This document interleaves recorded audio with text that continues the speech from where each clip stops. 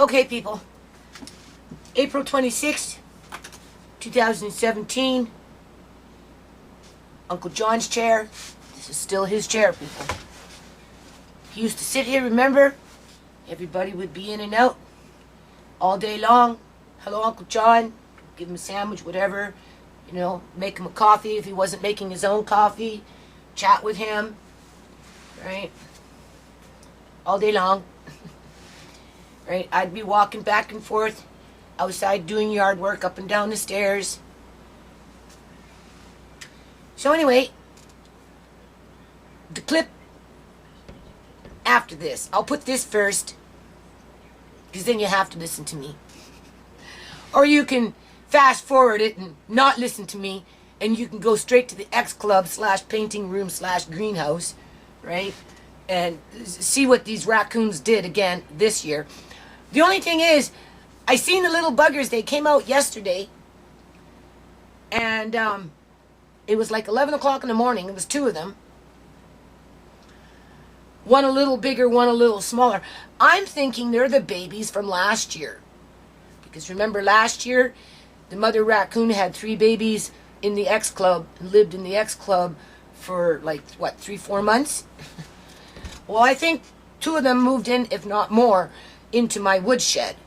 2 for sure, because they were running around out here yesterday at 11 o'clock in the morning looking for food. Well, we've got Boots too, looking really rough, people. Still scrounging around for whatever he can find in the yard because, you know, there's not a lot of space in my house, so oftentimes I'll feed them outside, the cats, right? Anyway, Boots 2 is still running around. You can see I did a little clip of him. And I don't know what to do with these hungry animals. I really don't.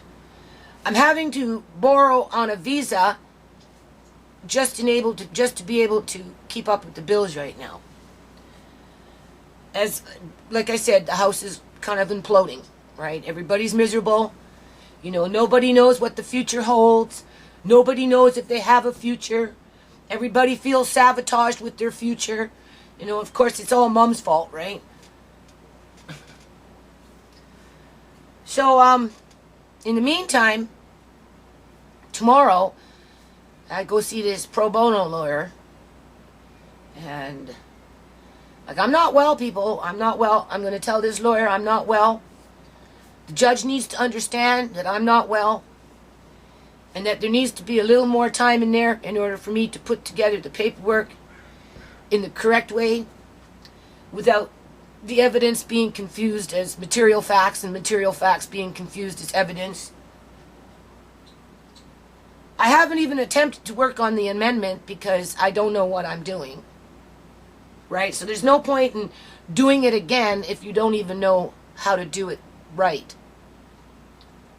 In terms of how they want things written. Because that's pretty much what it boils down to. It's like learning a second language. Right? If you don't know the language, you can't communicate. That's how disconnected our court system is. If you don't know the language, you don't get to be heard. So there is the disconnection, which brings the haves back up and the haves not back down. And the gap just gets wider and wider and wider. That's why we're supposed to have a justice system, to close that gap. Right? Right now, it's still going like this. I know you can't see in terms of the frame, but the gap, here's the haves and the haves not.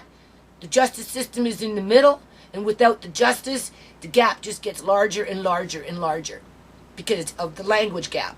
That's basically what it's boiling down to with me. Because when I go tomorrow, which I'll probably bring this camera, I might even try and dress up a little bit and put on some earrings or something. I mean, when you see what I was doing in the X Club again, and I've been doing the yard work too, people, right? You know, it's a real wear and tear on my body. But I'm taking a lot of information to try and figure out how to present it to the court correctly. So in the meantime, you know, I'm living day to day, right? We got Boots too, still running around in the yard. He survived 20 below weather. Honest God, this cat is so hardy. 20 below weather for 3 months straight, right? You know, just what shelter I provided for him outside and wherever else he goes. Scrounging around for his food. Totally disconnected from everything and everybody, you know, because he's a completely wild cat, right? You can't get near him. Fur falling off. He's probably got ear mites, you know, and he's still kicking around here, scrounging for food. So I feel obligated to feed him because nobody else is, right? Same thing with these raccoons, right? They're scrounging around for food 11 o'clock in the morning. 2 of them out of the wood pile. You come out and they run back into the wood pile. They're not babies anymore. Now they're into the 2nd year. That must be it. Right? Or it's a new couple that moved in or something. Because normally the males don't stay with the females. The only time the males will stay with the female is when they're like procreating. Outside of that, the females have their babies by themselves and the males will go off and sleep by themselves, right? They find little nooks and crannies within, you know, wherever area they're in to hide behind whatever, and then that's what they do. But these things, like, they take up shop here. Like, it's been like that ever since I moved in. You go into my history of my videos and you'll always see a raccoon. You see me one time touch a raccoon. It touched my hand under the tree over here. He was our pet raccoon for 1 year. But they're scary, though. They're scary because I've heard them fight outside. You know, I guess two males or something coming together and they're wanting to fight. And they've got the most eeriest screech that I've ever heard. You know, it's something like from a horror movie because, you know, they look cute and cuddly and stuff, and normally they're not very aggressive, but boy, when they go, and it scares the pants off you, right? And you're like, holy shit, what the heck was that? But for the most part, they're pretty harmless, you know, except for maybe their toxic waste, which is I have to go clean up. So when you're doing stuff like that, or cleaning out the X Club, or, you know, the other day I was washing rocks in the front, right, because I have to finish off the walkways, right, to cover up the grit and the sand and the mud, because I get tired of it coming into my house. It can get pretty grueling, right? And to move anywhere else wouldn't be practical because my overall income is very, very meager in terms of my debt load, right? So I'm like locked into this house currently. And the best that I can do is just try and maintain on keeping up with the bills. But, you know, with such a cold winter, I was getting between hydro and gas. You know, gas was coming in at almost $400 a month, right, in terms of a bill.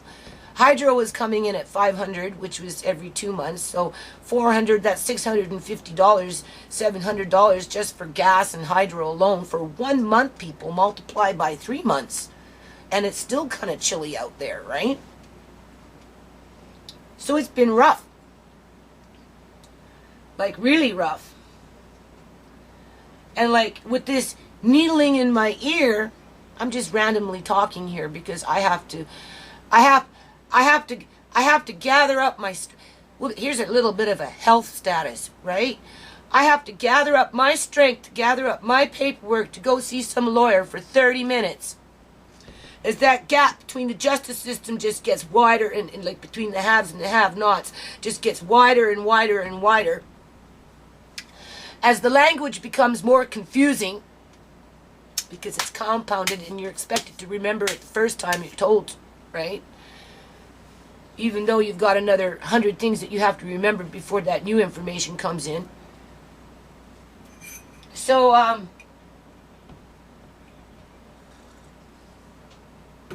I've been trying to do some outreach to people in America, and a little bit, this is probably better to cry now than it is tomorrow with my 30-minute meeting. Fuck it. This is a history of nonprofit. So anyway, trying to do this outreach to some people in the States still after all these years. Right? And, you know, a group of people that are trying to stand up for the children that are being wrongfully and illegally apprehended through their child protective services out there in the great USA. Right? As that court system gets wider and wider and wider and wider between those that have and have not, because the court refuses to listen to the people because it wants it written in their language. And if you can't write it in their language with the terms that they want it written in, without using words that they don't want to acknowledge until you actually get to talk about whatever it is that you're presenting to the court. Again, you can't use the word kidnapping in a notice of claim, but you're allowed to talk about it in a court. How does that make sense?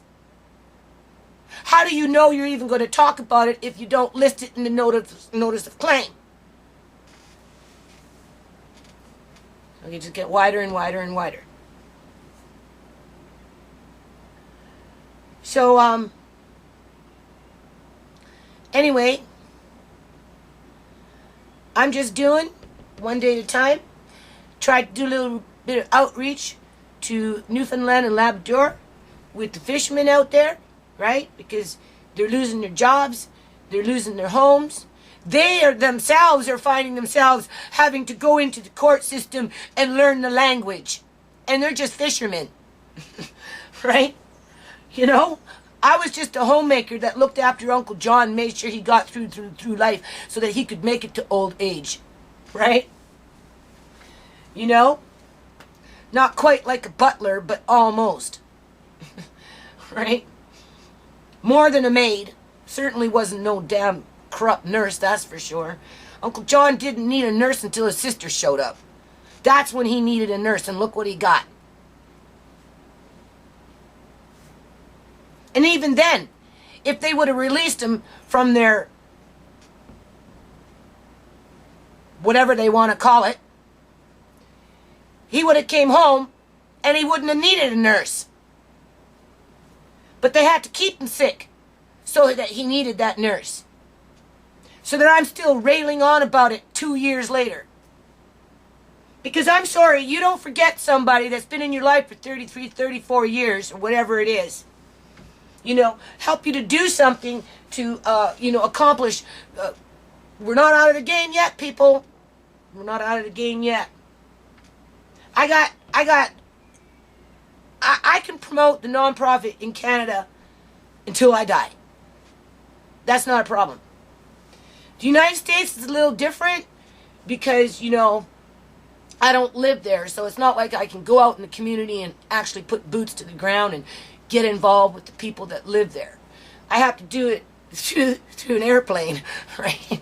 Through a jet, through a telegraph line, right? Through a telephone, through paperwork, which, maybe I made a mistake by sending it to too many politicians, whether municipal, the state level, or even on a federal level, because again, Obama got it, senators got it, governors got it, mayors got it. Yes, there was community organizations and groups and that type of thing that got it over a period of 17 years. But at the end of the day, it's really hard to outreach and promote something when even in your own backyard you're being sabotaged, right? So unfortunately, that's just the history of the nonprofit, right? I'm grateful that it's still going in front of a judge. It hasn't gone in front of a judge yet. I don't know what's more important.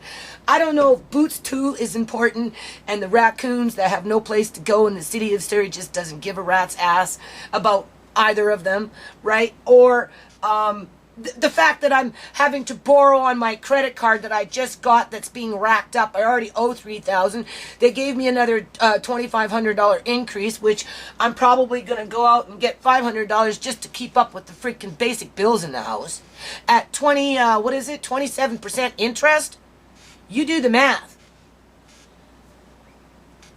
And I'm trying to stay true to nonprofit as all this other crap is going on.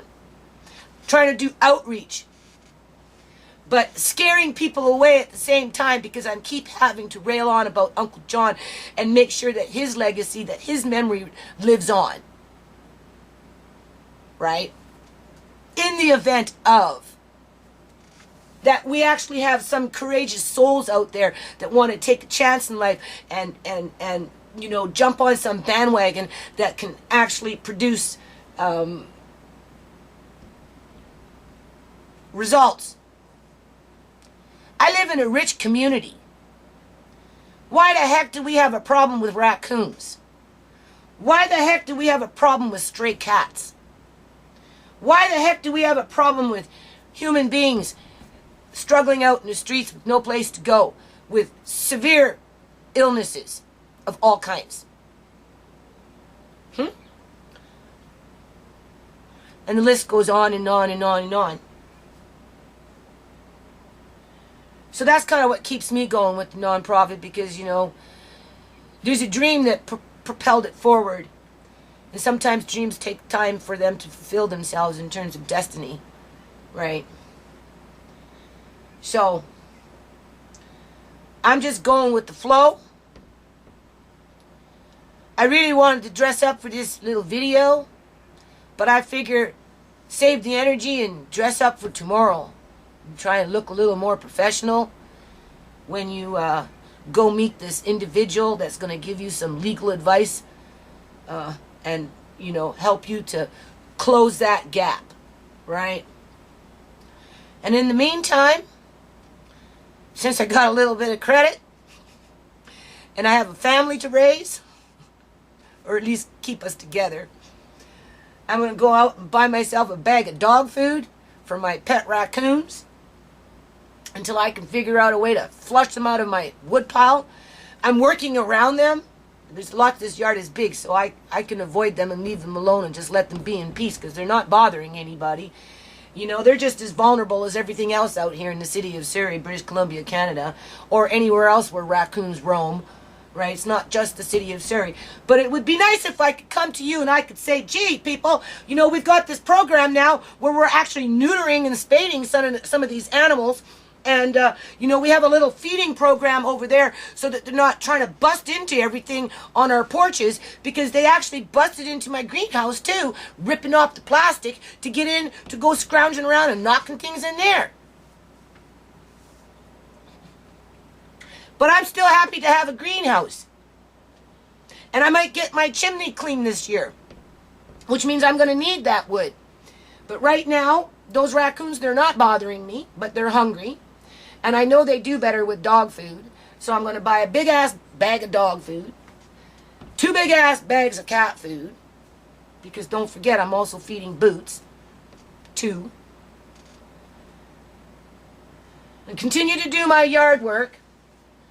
I don't know about this paperwork with Uncle John, because it's just so much and it's so overwhelming. And I'm burnt out with paperwork because of the nonprofit. Seriously, after all these years, I look at paperwork and I just I'm ready to pass out just looking at it. Still haven't done my taxes, people, because again, it's paperwork, it's numbers. I'm tired, I can't focus, I don't have enough room, everything, there's too much Uncle John stuff.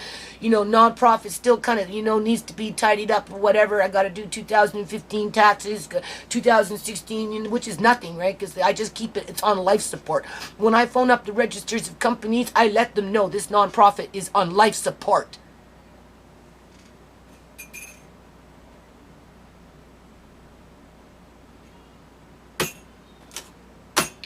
So you got a little bit of modge-podge of everything. How about that? Right? And if there was no nonprofit, there'd be nothing to talk about. And since there is a nonprofit, we're going to respect Uncle John and we're going to remember him, no matter what.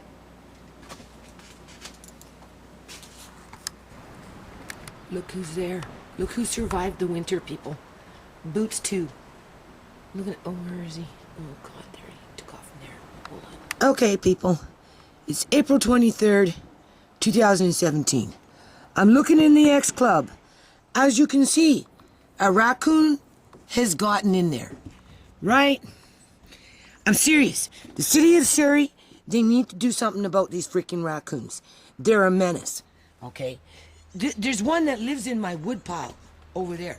You can see it's already knocked out all the wood, right? It's in there somewhere. Is it firewood? Yeah, and then when it was winter time, you seen the path, right? This is how the bugger got up in there. It ripped out the wood, so I have to do some repairs. I don't know if there's anything living in there right now. Hold on a minute. Okay, I'm telling you, I am so tired of being terrorized by these freaking raccoons. I don't know if there's something in here or what. And trust me, you don't want to come across one of these things because they're vicious, man. You should hear them fight. Look at this. Look at this, people. Look at this. They're just knocking everything fucking down. This is raccoons. This is... I don't know if my camera's working or not, but this is what they do. They get into fucking things and they just rip shit apart. We went through this last year, did we not? Right? Okay, nothing in this corner.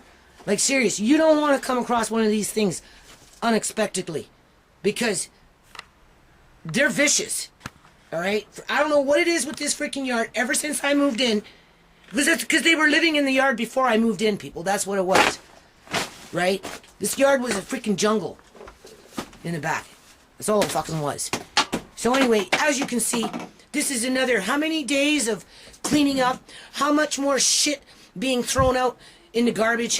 Right? This is not the landlord's fault. This is the city of Surrey not looking after their rodent problem. Because this is a rodent.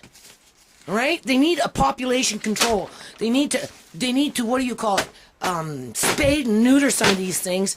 And they sure need to give them a freaking feeding program so that they don't do this shit. Like, I'm so choked, man. Like, so freaking choked. Like, so fucking choked. You don't know how choked I am right now. Oh, I'm afraid to move anything. Bloody thing will come dashing out. Look at this. Look at this. Oh, look, there's Fukushima. Hold on. Fukushima. Pre-Fukushima water, people. It's still here. Still here. This really, honest to God, needs to be tested compared to the water today that's coming out of the Pacific Ocean. This is water from October of 2010. When I took the girls there before Fukushima blew its stack in March of 2011. This is ocean water from 2010. Ocean water from 2010 before Fukushima blew its stack. There's sand from 2010 before Fukushima blew its stack. This stuff needs to be tested for radiation. I bet you're not going to find too much in there compared to what you're going to find in there today. Anyway, my little oak tree is growing. Hold on. Where is it? And it doesn't seem like there's one here. You can see. Is that an oak tree? Well, it's some kind of tree. Or is this the oak tree? That's the oak tree. Right there. There it is. I think this one's the oak. It's going to start budding here. I can see it budding. This is the second year. Second year oak tree right there. And I can see a little bud on it. This one is... This is not oak. I don't think this is oak. This is... I don't know what the heck that is. Some kind of tree, though. Hold on. Okay, so much for Uncle John's paperwork. I'm supposed to go see this pro bono lawyer on Thursday. I'm telling you, people, I haven't hardly got anything done. I don't know what I'm doing. Not only do I not know what I'm doing, but I'm battling... Like, this is raccoons, people. I did this once already. I'm battling depression. And the city of Surrey, with their rodent problem, doesn't help. So what we're going to do is clean up the room today, try and keep these buggers out, right? Obviously, we want to start some seeds, and there was something else I wanted to do in here. But besides that point, hold on. Okay. I've seen it worse, people. Andre's already getting into the magic trick. Okay. Boss here. Oh, see? That's the first time the raccoons ripped it apart. And he's Oh, see? figuring it out for himself here. Yeah, you show us a trick, Andre. What's the trick today? Well, you gotta go. He's got his back turned. Yeah. What you doing, Andre? Well, oh, how did you do that? That's a trick. Can you make it come out now? Oh, wow, that was fast. I couldn't do that. So anyway, we got Andre on a new project here. So, what we're going to do is, this has always been X-Club / study room / greenhouse / painting room.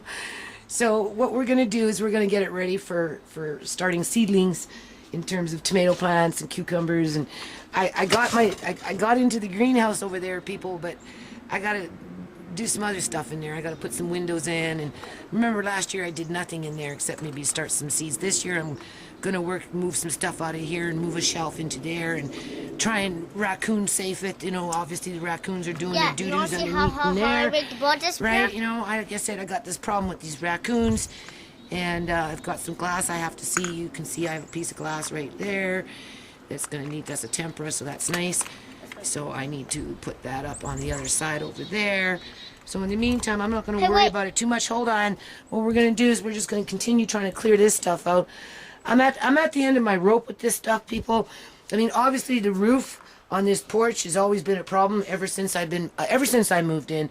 It should have been replaced before I moved in. It would have just solved so much grief, right? There was no storage in this house. You know, this shed underneath here, right? You know, there was nothing like this for tools and stuff. You move into a yard full of weeds or whatever, you know, you got to do something. You need tools, whatever. You got no place to put your tools or whatever. And in my case, I work on a nonprofit, so over the years I collected children's, you know, art supplies and that kind of stuff, which hopefully this year we'll get out and do something. So in the meantime, I'm not going to get into it too much. You know, it's obviously depressing, right? But it always goes back to some boat is better than no boat, right? A leaky boat, well, you can work on fixing a leaky boat. I don't know about this roof, but I'm not going to worry about the roof right now. I'll just worry about the inside, so hold on a minute. Okay. It rains in here, so I don't know. I'm going to have to see where it's leaking. I have to cover this up, people. You can see. Hold on. Anyway, I don't know how much longer I can cope with this. Seriously.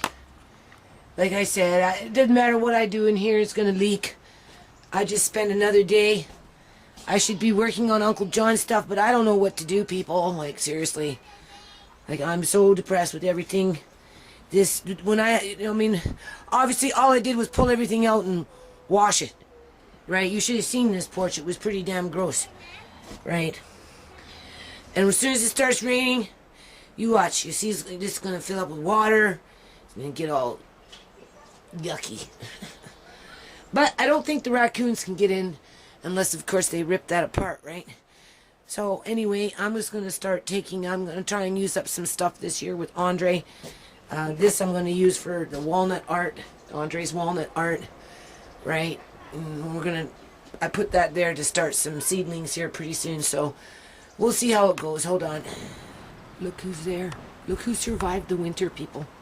Boots too. Look at, oh, where is he? Oh God, there he took off from there. Hold on.